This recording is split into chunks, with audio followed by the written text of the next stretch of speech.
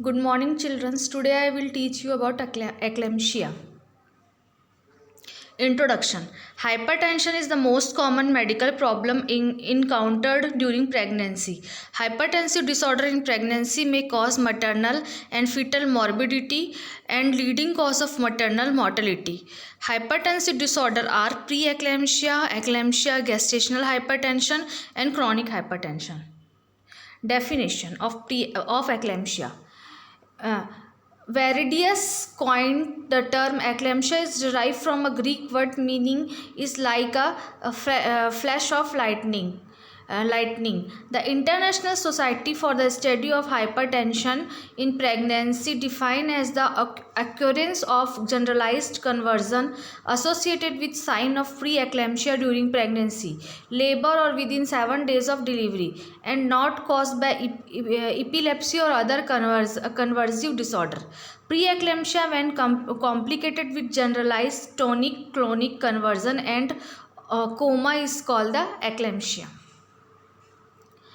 Then pathophysiology. The pathophysiology of placenta is eclampsia is the placental hypoperfusion. That means reduced blood flow to the placenta. Then constriction of the small artery. Then सबसे पहले क्या होता है reduce blood flow to the placenta होता है. Then contraction of the, जिसके कारण क्या होती है, जो वहाँ की स्मॉल आर्टरीज होती है वो कॉन्स्ट्रिक्ट हो जाती है. Then reduce blood flow to the multiple organ, जिसके कारण क्या होता है, मल्टीपल ऑर्गन में जो ब्लड फ्लो होता है वो रिड्यूस हो जाता है. इंक्रीज वेस्कुलर परमेबिलिटी, और जिसके कारण जो वेसल्स की जो परमेबिलिटी होती है, वेस्कुलर परमेबिलिटी होती है वो इंक्रीज हो जाती है. Shift of extra cellular fluid from the blood to the intracellular space. जो ब्लड से जो एक्स्ट्रा सेलुलर फ्लूइड होता है वो शिफ्ट होता है इंटरस्टिशियल स्पेस में. Shift of extra cellular fluid from the blood से जो एक्स्ट्रा सेलुलर फ्लूइड होता है वो शिफ्ट होता है इंटरस्टिशियल स्पेस में. इसके कारण क्या होता है, reduce blood flow and oedema, जिसके कारण ब्लड फ्लो जो होता है रिड्यूस होता है. And then hypertension, renal, pulmonary and hepatic dysfunction, cerebral oedema and cerebral dysfunction and convulsion, जिसके कारण क्या होता है, हाइपरटेंशन होता है, renal function dysfunction, pulmonary dysfunction, hepatic dysfunction and cerebral oedema होता है, और सेरिब्रल डिसफंक्शन एंड कन्वर्जन होता है. Then clinical features.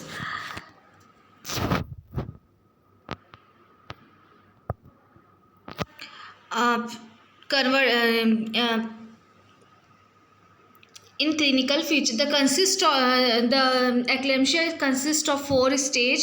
First है premonitory stage, second tonic stage, third clonic stage, और fourth है stage of coma. Then we go to first premonitory stage. The patient become unconscious. इसमें क्या होता है, patient unconscious होता है. There is twitching of the muscles of face. यहाँ पे क्या होता है, फेस के मसल्स में सबसे पहले ट्विचिंग होता है. Tongue and limbs, face muscles में एंड टंग्स में एंड लिम्स में ट्विचिंग होता है. आई बॉल जो होता है चारों तरफ रोल होता है. And turn to one side, और एक साइड टर्न हो जाता है एंड वहाँ पे जाके वो फिक्स हो जाता है. And this stage last from about 30 second, और ये स्टेज जो होता है 30 सेकेंड का होता है. तो इसमें क्या होता है, पेशेंट अनकॉन्शियस हो जाता है, ट्विचिंग होता है मसल्स ऑफ द फेस में, टंग में एंड लिम्स में. आई जो होता है रोल होता है, टर्न होता है वन साइड, एंड उसके बाद देन बिकम द फ्लैक्स हो जाता है, और ये स्टेज जो होता है 30 सेकेंड का होता है. देन सेकेंड है tonic stage. Tonic stage, the whole body goes into the spasm called trunk opisthotonus. इसमें क्या होता है, होल बॉडी में body gone into, whole body में स्पैजम होता है, मतलब होल बॉडी में जकड़न आएगा या अकड़ता है whole body. And called trunk opisthotonus. Trunk opisthotonus का मतलब होता है टोनस का मतलब होता है it is a abnormal position back become extremely arch due to muscles spasm. इसमें क्या हो जाता है, बैक में एक्सट्रीमली आर्च होता है और जो कि मसल स्पैज्म के कारण होता है, जैसे कि आपको डायग्राम में दिखाई दे रहा है। It is called the trunk opisthotonus. उसके बाद क्या होता है, limbs are flexed and hand clenched. Limbs जो होता है फ्लेक्स्ड हो जाता है और हैंड जो होता है क्लिंज्ड हो जाता है। क्लिंज्ड का मतलब होता है क्लोज और होल्ड टाइटली, क्लोज और hold tightly. Respiration cases and tongue protrude between the teeth. जो टंग जो होता है वो पूरी तरह से टीथ के बीच में प्रोट्रूड हो जाता है, ठीक है। एंड देन साइनोसिस अपीयर होता है। देन नेक्स्ट है, एंड उसके बाद क्या होता है, eye ball become fixed. Eye ball जो होता है फिक्स्ड हो जाता है और ये स्टेज जो होता है 30 सेकेंड का होता है। Then clonic stage. Clonic stage में क्या होता है, all the voluntary muscles undergoes alternate contraction and relaxation. जितने भी वॉलंटरी मसल्स होते हैं वो एक के बाद एक कॉन्ट्रैक्शन और रिलैक्स होते जाते हैं।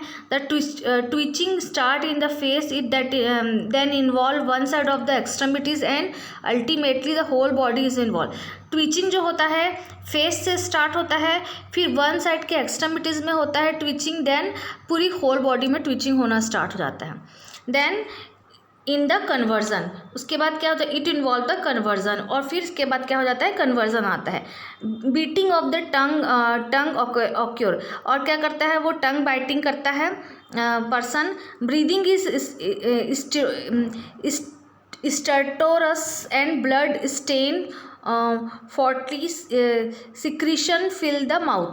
जो ब्रीदिंग जो होता है उसमें से स्टीरटोरस का मतलब होता है कि जब वो सांस लेता है तो उसके साथ घरघराहट की आवाज़ आती है, और उसका जो माउथ होता है वो ब्लड मिक्स म्यूकस से भर जाता है, फील हो जाता है। And cyanosis gradually disappear. Cyanosis जो होता है डिसअपियर हो जाता है। दिस स्टेज जो होता है 1 से 4 मिनट का होता है। देन है stage of coma. Stage of coma में क्या होता है, following the fit the patient passes on the stage of coma. It may last for brief period or other deep coma persist till another convulsion. ये जो होता है थोड़े समय का पीरियड होता है और ये पीरियड तब तक रहता है जब तक कि दूसरा कन्वर्जन ना आए। On occasion the patient appear to be in a confused state following the fit and fail to remember the happening। Patient जो होता है इस स्टेज के बाद जो होता है, पेशेंट जो होता है कंफ्यूज रहता है और वो कुछ भी याद करने में, रिमेंबर करने में अनेबल रहता है। The fit are usually multiple recurring at varying interval. Fits जो होता है कई बार जो होता है मल्टीपल होता है और जल्दी जल्दी आता है और बहुत कम इंटरवल के बीच में आने लगता है। When it occur continuously it is called the status eclampticus. जब ये जो होता है फीट जो होता है, सीरीज ऑफ जब फीट आता है एक के बाद एक कंटिन्यूशन में फीट आने लगता है, it is called the status eclampticus. Following the conversion, temperature rise, pulse and respiration rate are increase and blood pressure also increase। जो कन्वर्जन जब होता है उसके बाद उसके बाद जो होता है टेम्परेचर राइज हो जाता है, pulse respiration rate are increase हो जाता है and blood pressure also increase. The urinary output is markedly diminish. जो यूरिनरी आउटपुट होता है वो डिमिनिश हो जाता है। एंड प्रोटीन यूरिया जो होता है देखा गया है कन्वर्जन के बाद। And the blood uric acid is right. Blood में जो यूरिक एसिड का अमाउंट होता है वो भी बढ़ जाता है। एंड अदर क्लिनिकल फीचर्स में होता है headache, visual disturbance, epigastric pain, oedema, high blood pressure, fluid retentions and fundal height less than approximate date. Fundal height जो होता है लेस हो जाता है। And management, aim of the management, paediatricians and Prediction and prevention. Aim of the management: prediction and prevention, first aid treatment outside the hospital, general management, medical and nursing, specific management, and obstetric management. Aim of management: arrest conversion, maintenance of a patient airway, breathing and circulation, oxygen administration at the rate of 8 to 10 liter per minute, terminate pregnancy, ventilatory support, prevention of complication, prevention of life threatening situation, postpartum care, medicine and regular follow up. Prediction and prevention: in majority of cases eclampsia is predicted by preeclampsia. Those prevention of eclampsia rest on early direction. मतलब कि most of the cases में eclampsia जो होता है, pre eclampsia में यदि हम उसको ट्रीट कर लेते तो वो एक्लेम्प्टिक स्टेज में नहीं जाता. This prevention of eclampsia rest on early detection. हम इस एक्लेम्शिया को अर्ली डिटेक्शन के द्वारा हम उसको अवॉइड कर सकते हैं. The effective institutional treatment and judicious treatment of pregnancy with eclampsia. Use of antihypertensive drug, anti-conversion therapy and timely delivery are important step. Close monitoring during labor and 24 hours of postpartum are also important in prevention of eclampsia. Close monitoring during labor and 24 hours of postpartum is also important in prevention of eclampsia. Unfortunately, 30 to 80% of cases of eclampsia remained unpreventable. Use of magnesium sulfate lower the risk of eclampsia. The first aid treatment outside that hospital. The patient either at home or in the health center should be shifted urgently to the tertiary referral care hospital because there is no place of continuing the treatment is in such place. Transport of an eclamptic to the tertiary care center is very important. Such patient need neonatal and obstetric intensive care management. Important step in transport are all maternal record and detailed summary should be sent with patient. Drug should be established and conversion should be arrested. Drug should be given like magnesium sulfate, labetalol, diuretics and diazepam. One medical person and trained midwife should accompany with the patient is in a well-equipped ambulance to prevent injury and complications. General management, supportive care, aim to prevent serious maternity injury from fall to prevent aspiration to maintain airway and ensure oxygenation. Supportive care का main aim है कि aim to prevent serious maternal injury. हमको mother को serious injury से जैसे कि गिरना, fall है, इन सब से प्रिवेंट करना है. एस्पिरेशन से प्रिवेंट करना है एंड एयरवे को मेंटेन करके रखना है और इंश्योर करना है कि प्रॉपर ऑक्सीजन सप्लाई हो रही है कि नहीं. Patient is keeped in railed cot and tongue depressor inserted between teeth. हमको जो होता है हमको टंग डिप्रेसर को टीथ के बीच में इंसर्ट करना है to prevent the tongue bite. She is kept in lateral position to avoid aspiration. उसको लेटरल पोजिशन में रखना है ताकि वो एस्पिरेशन ना कर सके. Vomitus and oral secretion are removed by frequent suctioning. हमको जो है वॉमिटिंग और ओरल सिक्रेशन को एस्पिरेशन करने से प्रिवेंट करने के लिए बार बार सक्शनिंग करना है. ऑक्सीजनेशन इज मेंटेन, हमको मास्क के थ्रू ऑक्सीजनेशन को मेंटेन करना है टू प्रिवेंट रेस्पिरेटरी एसिडोसिस, और हमको रेस्पिरेटरी एसिडोसिस से प्रिवेंट करके रखना है. ABG analysis is needed when oxygen saturation fall between 92%. हमको आर्टीरियल ब्लड गैसेस एनालिसिस करना है यदि ऑक्सीजन सैचुरेशन जो है 90% से बिलो हो रहा है.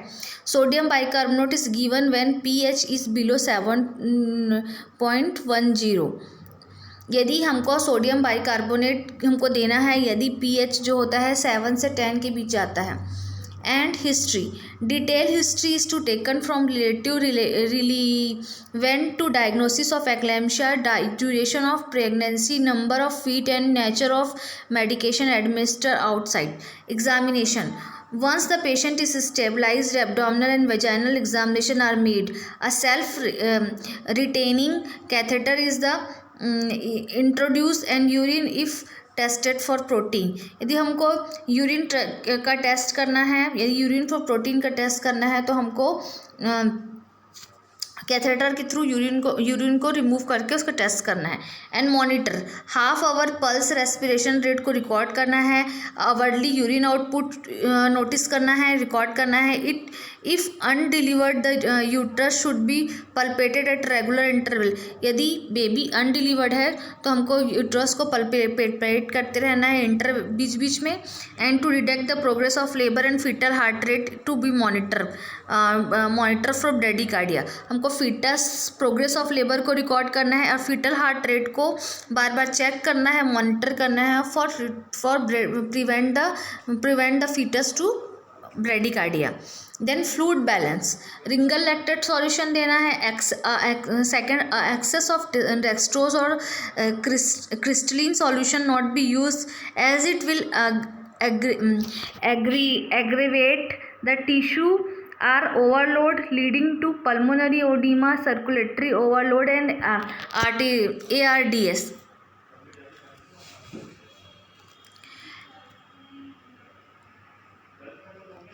एक्सेस ऑफ डेक्सट्रोज और क्रिस्टलिन सॉल्यूशन नॉट बी. हमको ज़्यादा यूज़ नहीं करना है. इट एग्रीवेट द टिश्यू और ओवरलोड. इसके कारण क्या हो जाता है, पेशेंट जो होता है ओवरलोड में जा सकता है, टिश्यू ओवरलोड हो सकता है, जिसके कारण क्या हो सकता है पेशेंट को पल्मोनरी एडिमा, सर्कुलेटरी ओवरलोड और ARDS हो सकता है. एंड एंटीबायोटिक्स में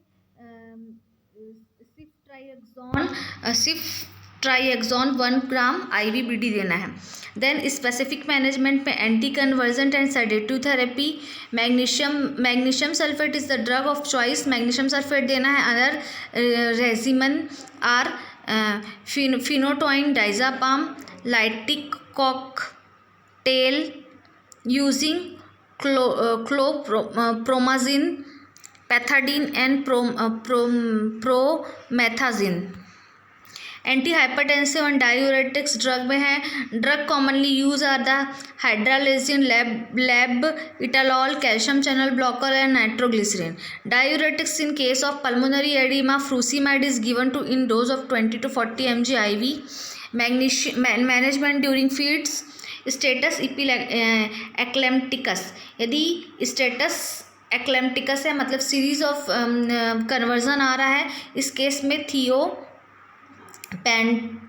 sodium 0.5 mg dissolved in 20 ml of 5% dextrose is given very slowly. Then treatment of complication, prophylactic antibiotics, the pulmonary edema and ARDS, furosemide, acute respiratory distress syndrome, pulmonary oedema and acute respiratory distress syndrome के case में हमको frusemide 40 mg IV देना है, followed by 20 gram of mannitol IV. For heart failure dopamine infusion if given. Heart failure के case में dopamine infusion देना है. The साइकोसिस, chlorpromazine and trifluoperazine is quite effective. And obstetrical management में fits control by baby mature. Fit control में baby mature, pre maturity and baby dead. Feet जब हमको control करने के बाद हमको देखना है कि कंडीशन, ऑब्स्टेट्रिकल मैनेजमेंट जो होता है कंडीशन के अकॉर्डिंग रहता है कि बेबी मैच्योर हुआ है कि नहीं. बेबी तो होता है 36 प्री मैच्योर तो नहीं है, यदि 37 वीक्स से बिलो तो नहीं है, बेबी डेथ तो नहीं है, उसके अकॉर्डिंग हमको ऑब्स्टेट्रिकल मैनेजमेंट करना है. इफ़ फीट नॉट कंट्रोल, यदि फीट कंट्रोल नहीं हो रहा है तो हमको क्या करना है, टर्मिनेशन ऑफ प्रेगनेंसी करना है. Low rupture of membrane is to be done, accelerated the labour. हमको यदि फीट अनकंट्रोल है उस केस में हमको जो क्या करना है, प्रोग्रेस ऑफ लेबर को आगे बढ़ाने के लिए अर्ली रप्चर ऑफ मेम्ब्रेन करना है या pre mature rupture of membrane करना है.